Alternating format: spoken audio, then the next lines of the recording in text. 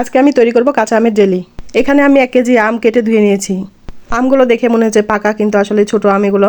3 দিন আগে আমগুলো এনেছি জেলি করব, কিন্তু সময় হয়নি, সেজন্য আমগুলো এরকম কালার হয়ে গেছে। কড়াইয়ে আমগুলো দিয়ে 1 কলসি পানি দিয়ে দিব। এখানে কম পানি দিলে হবে না, বেশি পানি দেওয়া লাগবে। তারপর ঢাকনা দিয়ে ঢেকে আমগুলো সিদ্ধ করে নিব। কোনো রকম জেলি পাউডার ছাড়াই তৈরি হবে এই জেলি। আমগুলো সেদ্ধ হয়ে গেছে, কিন্তু পানিটা এখনো পাতলাই আছে, সেজন্য আমগুলো চারিদিক থেকে ভেঙে পানিটা একটু গাঢ় করে নিব। এরপরে ছাকনা দিয়ে ছেঁকে নিব আমগুলো। এখানে আমগুলোর কাজ নাই, আমের রসগুলো থাকলেই চলবে। এই তো এখন রসগুলো বের করে নিয়েছি। এখন আমি কড়াই দিয়ে দিব আমের রস। আমের রসের মধ্যে দিয়ে দিব দারচিনি, লবঙ্গ। এটা দিলে ফ্লেভারটা অনেক সুন্দর আসে। তারপর দিয়ে দেবো কড়াই চিনি। এখানে আমার 2.5 কাপ চিনি লাগছে। আম অনুযায়ী চিনি দেওয়া লাগবে, আমার এখানে কম, সেজন্য চিনিও কম দিছি। এরপর আমের রস মিডিয়াম টু হাই হিটে জাল করে নিব। আমের রসটা অর্ধেক কমে গেলেই দিয়ে দেবো এখন গ্রিন ফুড কালার। মাত্র 2 ফোঁটা দিয়ে দিব, বেশি দিব না। ফুড কালার না দিলেও হবে, কিন্তু জেলিতে ফুড কালার দিলে একটু বেশি দেখতে ভালো লাগে। গ্রিন ফুড কালার দিলে একদম দোকানের মতো দেখতে লাগে জেলিটা। জেলি তৈরি হয়ে গেছে, তো হাত দিলে বোঝা যাবে আঠালো ভাব চলে এসেছে। এখন আমি গরম গরম অবস্থাতেই কাচের বয়ামে ঢেলে নিব।